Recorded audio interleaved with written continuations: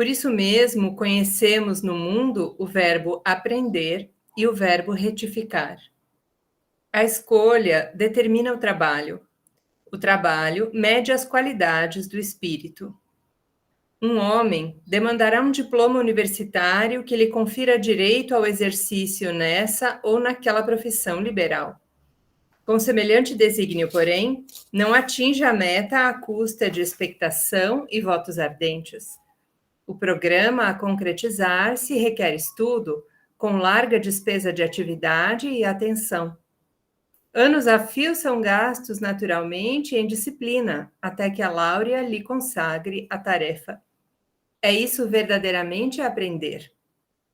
Mas se o profissional abusa do título conquistado para ferir os outros, é justo assuma compromissos perante a vida que somente no labor da expiação conseguirá redimir.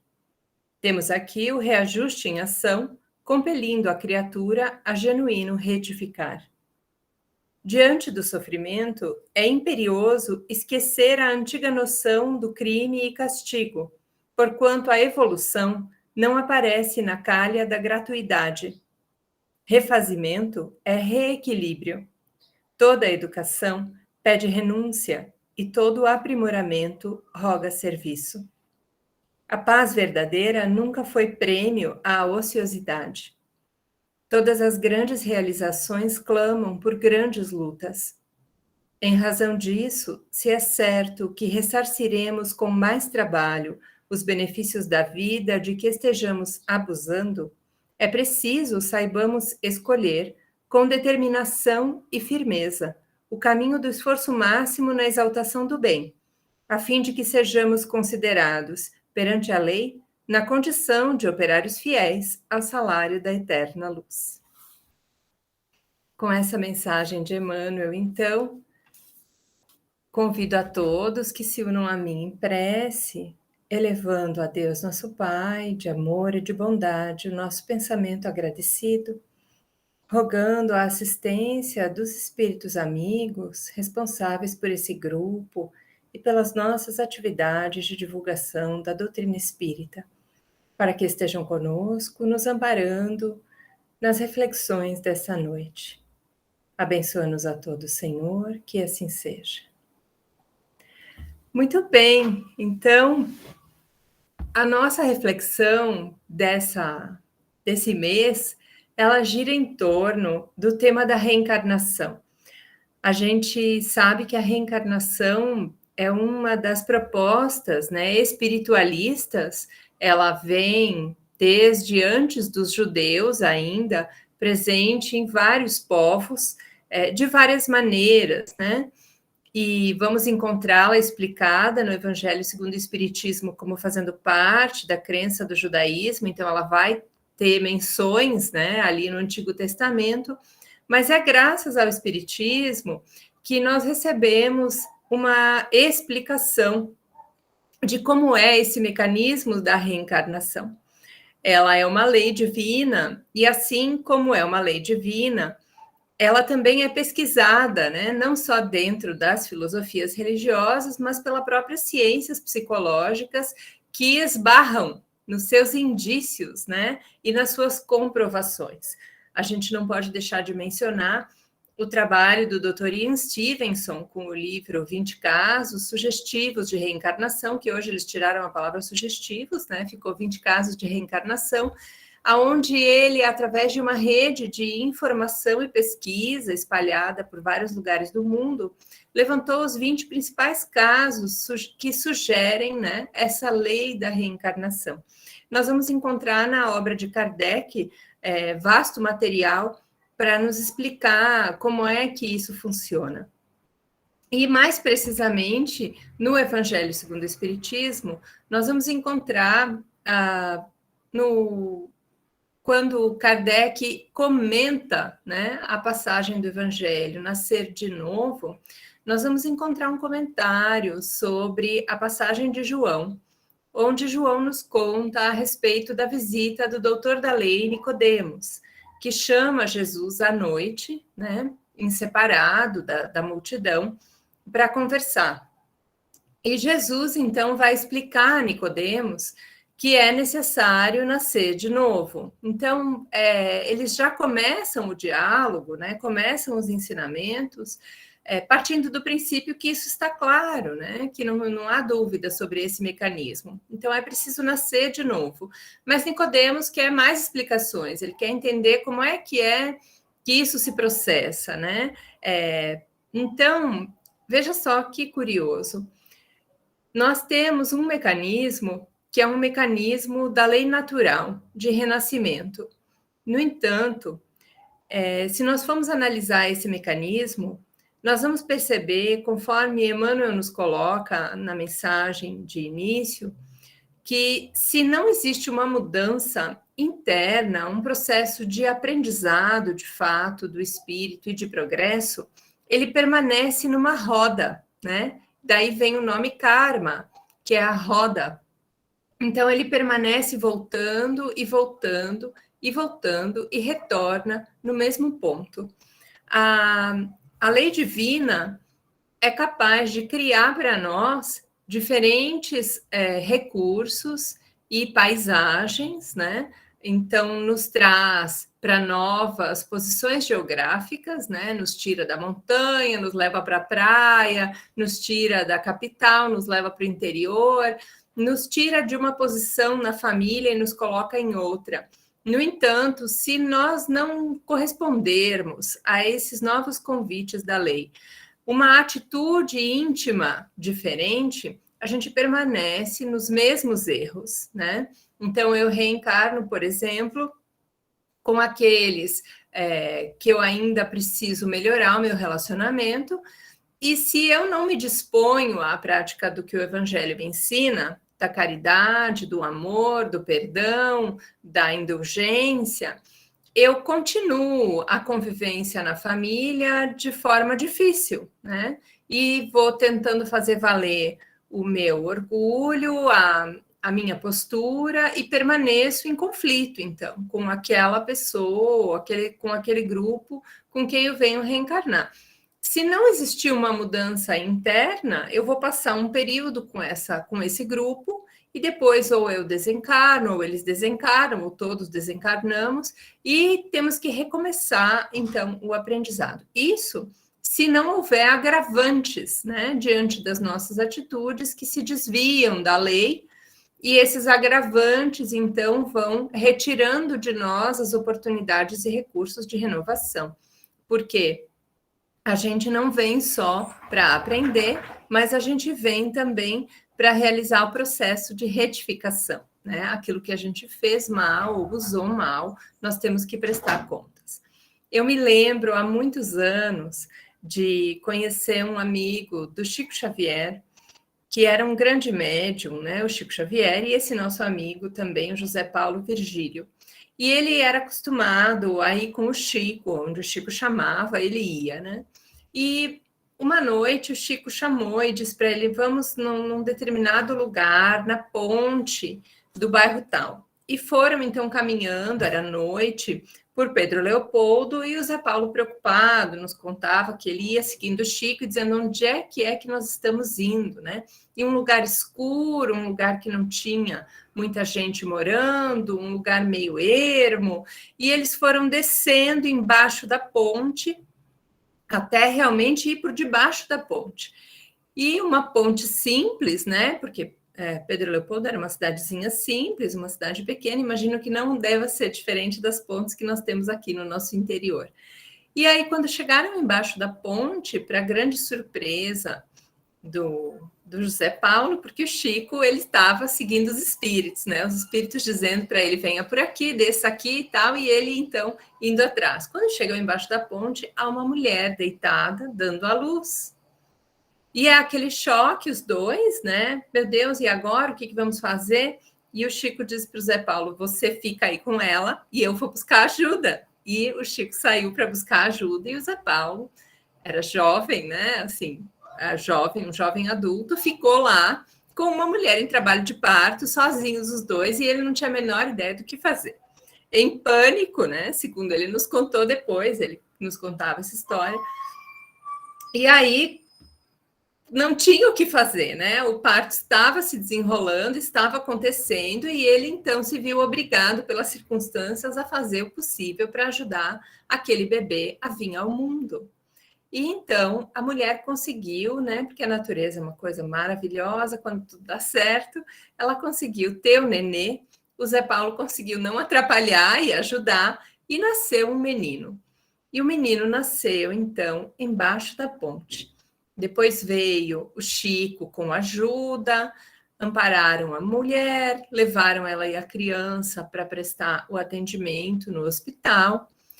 E aí descobriram, então, no dia seguinte, que aquela família era uma família de retirantes, né? Que vinha descendo desde o norte com muita dificuldade. E era uma família que já tinha muitos filhos, e agora, então, mais um filho, e com pouquíssimos recursos.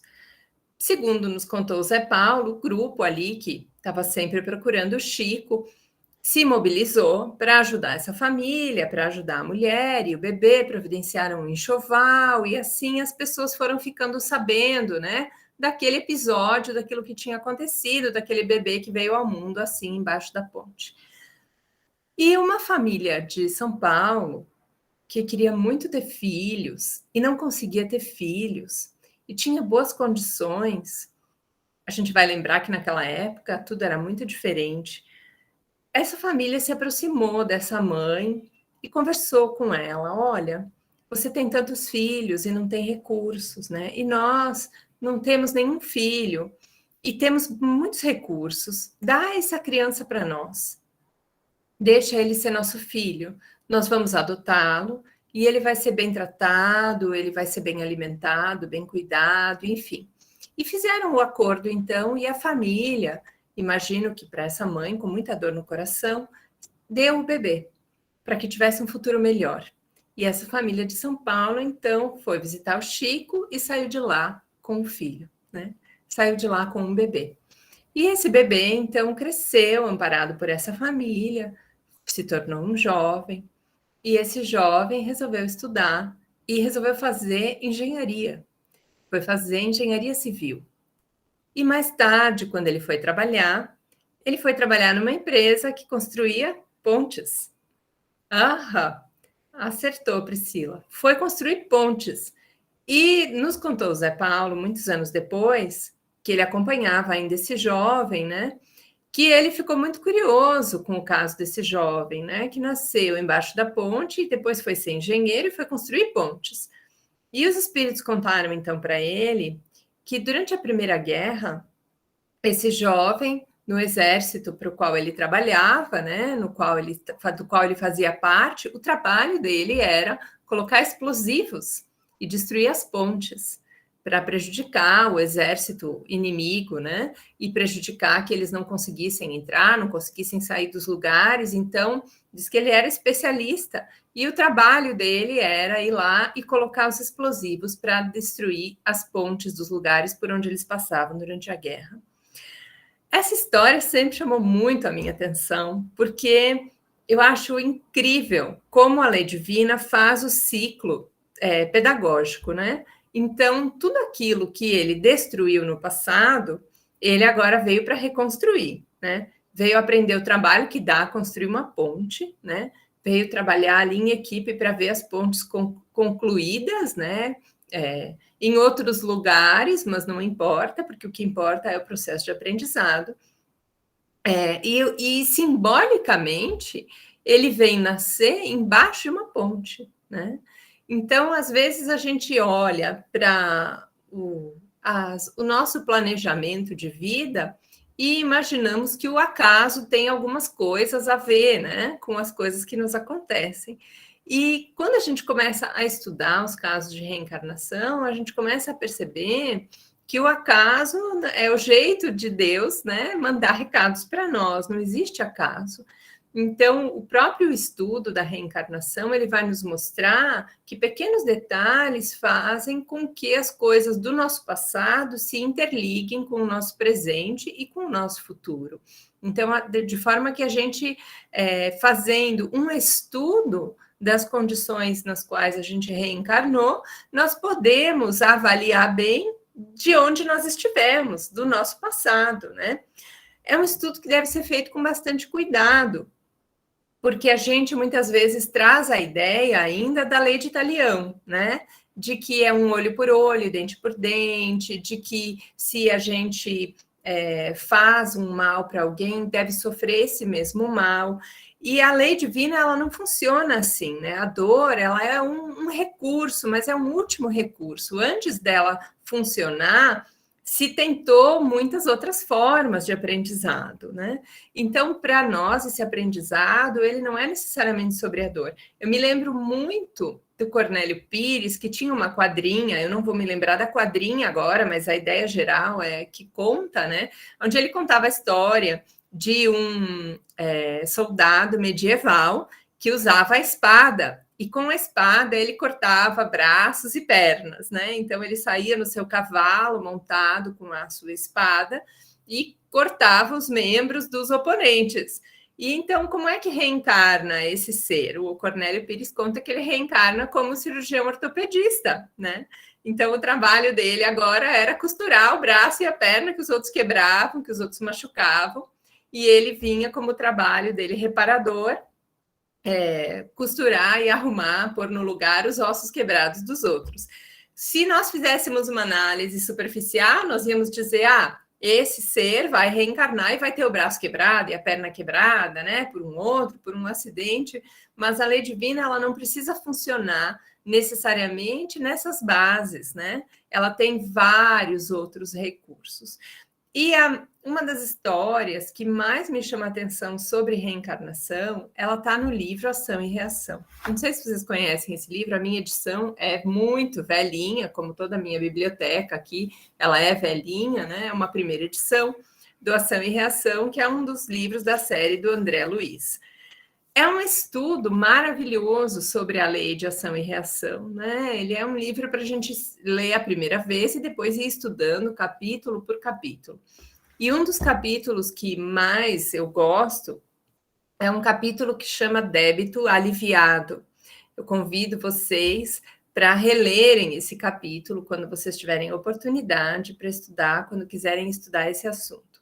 E no Débito Aliviado, o André Luiz vai nos trazer a história de uma família, né, do Adelino, se não me engano, e o Adelino, então, Adelino Correia, é um palestrante espírita, um trabalhador, né, que tem uma filhinha, né, a mãe dele é desencarnada, então a mãe dele atende ele do mundo espiritual, e ele tem feridas, né, na pele, ele tem como se fossem eczemas, assim, que ardem, feridas em toda a pele. Mas não são feridas que impeçam o Adelino de trabalhar. Ele trabalha como representante comercial e ele também é voluntário no Centro Espírita, né? Filosofia na qual ele encontra muitos ensinamentos que ele aproveita. E assim ele vai trabalhando, né, se sustentando a filhinha e organizando assim a sua reencarnação, a sua vida, como nós, né? Tomara Deus que a gente possa fazer o que o Adelino fez. Aí então eles vão estudar o caso do Adelino. O Adelino no passado era filho de um homem que era dono de imensas fazendas, né? Era um homem muito cruel, esse pai do Adelino, e era um homem que, quando nasciam as crianças na fazenda, ele mandava vender, né? Ele separava as crianças das mães, ele tinha os capatazes ali que ajudavam e mandava vender. No entanto, quando ele se envolve com uma escrava e ela tem o bebê e nasce o Adelino, esse pai se sente tomado de um amor diferente. E ele ama, então, aquele filho com paixão, com loucura, com ternura desvelada. E ele, então, ama tanto esse filho que resolve tornar o filho seu herdeiro legítimo, né? Então, ele legitima o nascimento desse menino, o menino é filho dele perante a lei também, não só filho biológico, E eles desenvolvem uma grande afeição e vão juntos em todos os lugares, e jogos, e viagens, e tudo, eles estão sempre juntos.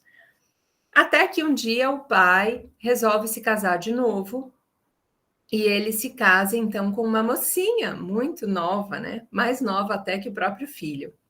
E ao se casar com essa mocinha, começam os problemas, porque o Adelino se encanta com a madrasta e a madrasta com ele. E quanto mais ele tenta fugir, mais a madrasta dá um jeito de puxar ele para perto. E as coisas vão se encaminhando de tal forma que então eles logicamente pensam, né? Nós dois nos amamos, quem é que está no nosso caminho? O pai, né? Então o que fazer? Vamos eliminar essa figura da da nossa vida. E planejam então o assassinato. Ele então faz o planejamento com a ajuda de 2 comparsas e da madrasta, e uma noite dá um sonífero mais forte, né, pro pai dormir, e taca fogo no quarto do pai para simular um acidente. E o pai morre, então, né, naquele quadro de chamas, de fogo, com o corpo consumido pelo fogo, num quadro horroroso. No entanto, como nós sabemos, né, que ninguém morre, o que morre é o corpo, o espírito do pai percebe que ele foi vítima de uma conspiração e fica muito bravo. E então começa a perseguir o casal, tomado de ódio, né, e desejando vingança. Assim, o casal não consegue ficar feliz, né? Mesmo tirando a figura do pai ali fisicamente, eles continuam acompanhados pelo pai. E o Adelino adoece e em 5 anos ele vem a óbito enlouquecido. E a madrasta acaba ficando viúva 2 vezes. Passa o tempo e nós vamos encontrar então o Adelino ali reencarnado. O instrutor comenta com o André Luiz que era para que ele tivesse feridas que impossibilitassem o seu trabalho, né? As feridas das labaredas do fogo que ele pôs no próprio pai e que o acompanham mentalmente. Então, ele não consegue se desligar das imagens mentais do que ele fez para o próprio pai. Então, ele fica com essas imagens perturbadoras, né? E a única forma de conseguir algum equilíbrio, né? Olha a retificação ali que o Emmanuel conta para nós. A única forma dele conseguir algum equilíbrio é através da reencarnação, aonde essas construções mentais, fruto da sua atitude infeliz, sejam filtradas pelo corpo, né? Então, o corpo vai mostrar essas feridas e para que ele consiga, o Adelino, um pouco de paz mental, né? De paz espiritual. No entanto, o Adelino é tão esforçado na sua vida, ele abraça os deveres, ele trabalha, ele não quer ser pesado para ninguém, que a moléstia vai diminuindo, né? E ela vai diminuindo, vai regredindo, de tal forma que ele tem o corpo coberto de feridas, mas elas não o impedem de trabalhar. Aí ele se casa e recebe, então, a madrasta como filha, né? Como ela desrespeitou o lar no qual ela foi acolhida, separando pai e filho, né? Desfazendo os laços sagrados que eles tinham ali, não correspondendo ao papel que ela é convidada a assumir naquela família, ela então reencarna e a mãe dela logo vai embora e abandona a família. Então ela reencarna com essa dor de ser uma filha enjeitada, né? Então você veja que nunca a gente está num quadro familiar por acaso, né? Às vezes a gente se pergunta, aqui não deu certo, tem que viver longe do pai, tem que viver longe da mãe. Isso é para que a gente aprenda a dar valor, né? Porque no passado muitas vezes nós recebemos a bênção da família ou nós fomos acolhidos no lar alheio e nós não soubemos dar esse valor. Então, as lições vêm para que a gente aprenda a valorizar, né? É um processo, de novo, vou lembrar, é um processo pedagógico. Então, essa moça, ela reencarna como filha do Adelino, mas a mãe dela foi embora, né? Uma filha enjeitada. E não só isso, mas o Adelino resolve adotar 2 meninos órfãos, 2 meninos negros, né? Que são os capatazes, aqueles que abusavam dos escravos no passado, que vendiam os filhos, né, das escravas. Eles reencarnam, então, por sua vez, na pele negra para vivenciar, né, aquilo que eles não souberam perceber ao olhar para o outro. E o Adelino, então, adota esses 2 meninos, sem saber, né, mas recebendo os antigos comparsas para dar para eles nova oportunidade de aprendizado e reencarnação. E o instrutor que vai explicando tudo isso para o André Luiz, ele vai dizendo, né, de como, porque o Adelino não se esquiva dos próprios deveres, porque o Adelino não fica acusando os outros dos seus problemas, né? Nem dizendo que as coisas não deu certo para ele por causa de fulano, ciclano, a esposa que foi embora, não. Ele vai vivendo, cumprindo seus deveres, abraçando aquilo que é possível e usando todos os ensinamentos que a doutrina espírita traz, usando nele, usando na vida dele. Então, ele vai conquistando créditos, né? E mais créditos. E de tal forma que, na noite da história que o André Luiz está presenciando, ele recebe o próprio pai. Então, uma das partes que mais me chama atenção nessa história, que o pai, tomado de ódio, né, fica perseguindo o Adelino, mesmo com o Adelino reencarnado, mas as novas disposições do Adelino são tão firmes que o espírito do pai se convence da mudança. O melhor processo de desobsessão que existe é a mudança de comportamento. Então, se os nossos inimigos do passado, a quem nós fizemos mal no passado, porque estávamos equivocados, eles nos acompanham hoje e percebem uma renovação íntima nossa, que nós agora não somos mais os mesmos, que nós não cometemos mais os mesmos erros, eles também se renovam, eles também se modificam.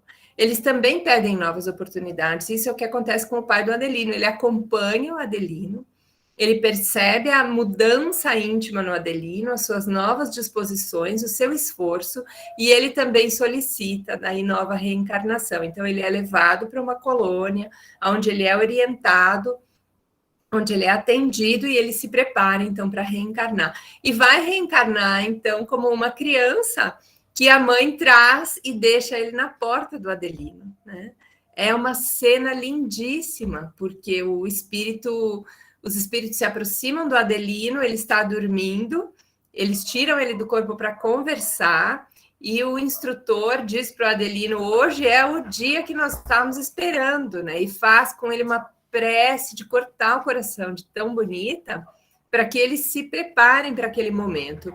E aí, quando a mulher coloca o bebê na soleira da porta, o Adelino acorda em lágrimas, né? Ele acorda daquele sonho estranho, daquela prece linda, ele está profundamente comovido e ele acorda chorando.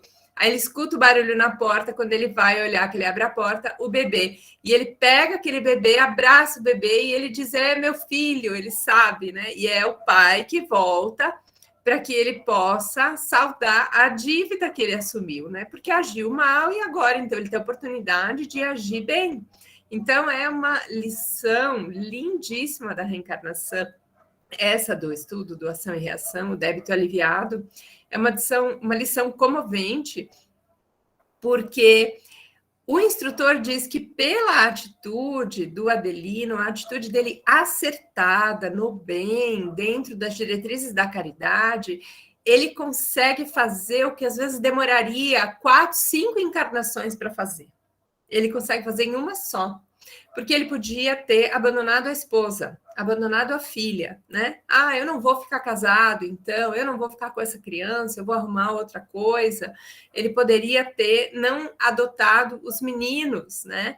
E ele, então, que tinha compromisso com aqueles capatazes para que se acertassem perante a lei, ele já consegue juntar os 3, e como ele está indo tão bem, então vem o pai também. Então, em uma encarnação, ele consegue se organizar para saldar uma dívida que demoraria, às vezes, a gente não sabe quanto tempo. É por isso que os Espíritos colocam para nós no Evangelho da santidade, né, da oportunidade da reencarnação. E é por isso que Emmanuel vai ressaltar que os recursos todos que a gente recebe são empréstimos, mas são empréstimos que a gente precisa usar, né? A gente precisa, nós vamos prestar contas, mas nós precisamos usar. Então, nós devemos fazer um esforço no sentido de nos esclarecermos para a gente não abrir mão daquilo que vem para nós, sabe lá Deus, à custa de quanto sacrifício, as pessoas que passam pela nossa vida, nas condições em que nós as encontramos, para que a gente possa saudar. Reconcilia-te depressa com o teu adversário enquanto estás a caminho com ele, né? Então, esse a caminho com ele é o processo da reencarnação. Nós estamos aqui. Pode ser que eles nos acompanhem espiritualmente, eles não estão reencarnados e nós estamos, mas esse processo de reconciliação é um esforço nosso que nós devemos fazer, né? E se eles estão reencarnados, tanto melhor, porque daí eles têm a bênção do esquecimento temporário e nós também temos. Não preciso lembrar aquilo que eu fui no passado, né? Porque se eu tenho dificuldade de relacionamento com a pessoa com a qual eu convivo, essa dificuldade de relacionamento já é indício, né? De que algo precisa ser trabalhado nas questões do respeito e da tolerância mútua. Então, assim, a gente volta, depois de contar esses causos, né? Da reencarnação, para o diálogo, então, entre Jesus e Nicodemos, nascer de novo. E Jesus, então, vai dizer para Nicodemos que aquilo que é nascido da carne é carne, e aquilo que é nascido do Espírito é Espírito, e que o Espírito sopra onde quer. Então, o que ele está nos lembrando, né, ou nos ensinando? Nos falando que o processo da reencarnação é um processo biológico. Os pais, a família, nos dão o corpo de carne, né? E esse é um processo que nós fazemos parte, que nós recebemos por misericórdia divina, e acontece, então, esse processo do ponto de vista físico, do ponto de vista biológico, né? A reencarnação acontece na água, né? Nós vamos ali no líquido amniótico formar o nosso corpo e saímos desse meio aquoso, então, com o nosso corpo formado exclusivamente para nós, atendendo às nossas necessidades, né? As necessidades de cada um. No entanto, nesse planejamento da matéria, nesse planejamento do nosso corpo, nós vamos trazer também as possibilidades no material genético selecionado para formar esse corpo. Possibilidade de desenvolver determinadas doenças, N tipos de problemas que podem ser ativadas ou não. Então, conforme o meu proceder, ele vai para um lado ou para o outro, eu vou ativar. Se o meu proceder, por exemplo, na alimentação, ele não é bom, eu vou ativar aquela minha tendência genética da diabetes, né? Que eu trago da minha família. Ah, então o pai era diabético, a avó era diabética, então, eu sou diabético porque eles também eram. Não, você traz a possibilidade genética, mas se o seu proceder for um proceder adequado, equilibrado na alimentação, você não vai ativar esse gene, né? Você só vai ativar se o seu proceder der campo para que ele seja ativado, e assim, com ele, outros problemas. Então, a gente não vem para a doença, né? Mas a gente ativa o gene da doença, ativa os quadros da doença quando eles fazem necessário o nosso aprendizado. Existem casos onde já no nascimento eles se fazem necessários, né? As crianças que já nascem, que já surgem com patologias, com dificuldades de saúde, então já é um planejamento de reencarnação bem específico. Aquele problema já veio colocado, né? Para que a criança, para que o espírito passe por aquele aprendizado. Mas se não, nós não somos obrigados a passar por determinadas coisas, né? O nosso proceder, ele pode nos afastar de uma série de sofrimentos. Tá aí o exemplo do Adelino, né, que tinha esse problema na pele, que o problema vai diminuindo, vai melhorando, né? Para que ele possa trabalhar e atender aos outros. Quanto mais ele trabalha, menor fica o problema. Então, tá aí um indício, um ensinamento para nós também, né? Enquanto eu estiver trabalhando, viu, Priscila? Por isso não posso falar não quando me chamam para fazer palestra, né? Que enquanto eu estou trabalhando, os meus débitos vão ficando suspensos ali. A hora que eu fizer corpo mole e disser, não, agora eu só quero sombra e água fresca, aí é possível que então, né? Ah, então, filha, vamos lá, vamos resgatar algumas coisas mais difíceis, né? E aí vão surgindo outros problemas, né? Então, eu prefiro resgatar tudo pelo trabalho, né? Então, a gente vai aproveitando as oportunidades que a gente tem para serviço, né? Que é muito melhor, porque a gente faz o aprendizado enquanto está trabalhando, né? E esse aprendizado, ele é muito mais leve do que precisar passar pelo aprendizado da dor.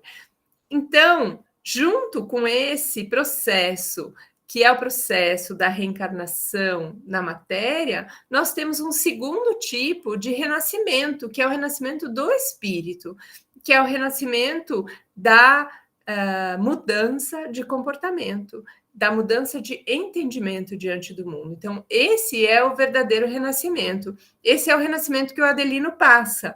Então, o Adelino não só reencarna, ele também renasce, né? Ele é uma pessoa diferente. Ele, pelas suas atitudes, ele escolhe trilhar um caminho diferente. São as atitudes, em última instância, que falam daquilo que nós somos, né? Daquilo que nós ainda trazemos. Então, ele realmente escolhe o caminho da renovação. Então, o Adelino não só reencarna, né? Ele também renasce. E é isso, em última instância, que eu queria trazer para vocês hoje como uma reflexão.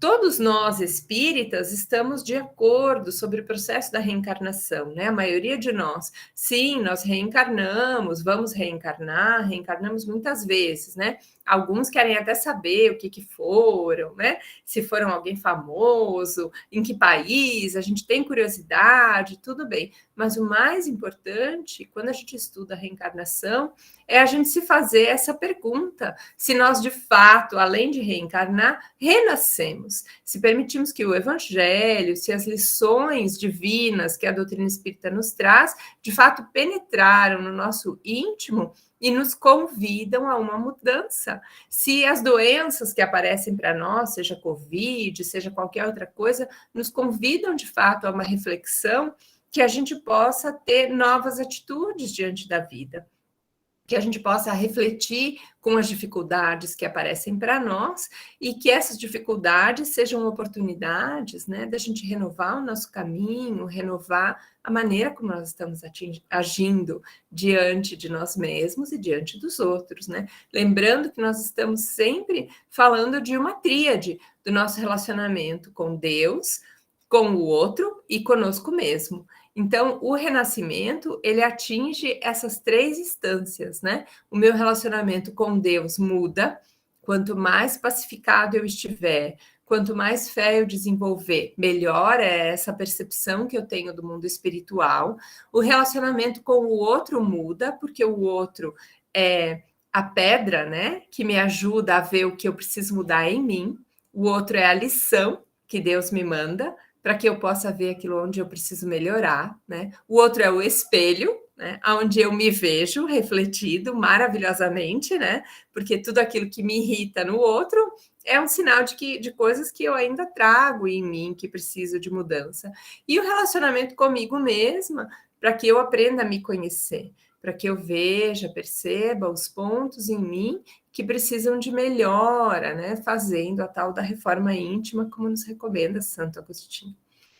Então, queridos, eu queria trazer para nós essa reflexão hoje, né? Convidando todos a gente dê uma lida nesses casos tão interessantes que a doutrina espírita nos traz, que servem para a gente estudar. É possível, às vezes a gente diz, só na próxima reencarnação, isso aí, né? Esse aqui eu vou deixar lá para frente, esse aqui eu vou deixar para a próxima, né? Não, vamos apurar o passo, vamos fazer valer a nossa estada aqui. Nós recebemos esse recurso maravilhoso que é a doutrina espírita para a gente acelerar esse processo, né? De reencarnação e de renascimento espiritual, para que o Cristo realmente viva em nós e nos transforme em uma nova criatura, né? Em um ser humano, né? Para que a gente seja realmente o ser humano.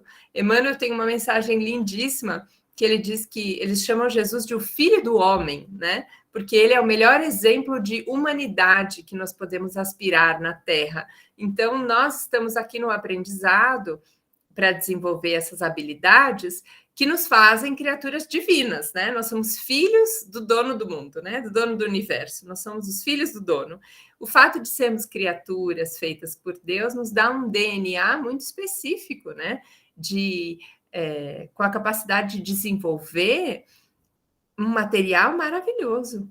Então, assim como eu posso, agindo mal, desenvolver doenças e uma série de outros problemas, agindo bem, eu tenho todo esse potencial divino, né, para desenvolver a meu favor, de conexão com a espiritualidade, de percepção de faixas vibratórias mais elevadas, de percepção do meu amigo espiritual que me acompanha, de troca de ideias com os espíritos mais elevados do que nós, tudo isso está aí ao nosso dispor, né? Então, o que nós preferimos fazer? Né? Nós vamos ficar marcando tempo ou nós vamos aproveitar a oportunidade? Que a gente possa aproveitar a oportunidade, né? É o nosso desejo. Agradeço, então, a Priscila e aos nossos amigos aí, em nome da Priscila, todos os demais, né? Da Casa Espírita Amor e Caridade, desejando que Deus nos abençoe a todos nós, essa comunidade espírita, né? Que todos nós possamos estar unidos aí para transformar o nosso íntimo e nos transformando a gente possa fazer um mundo melhor.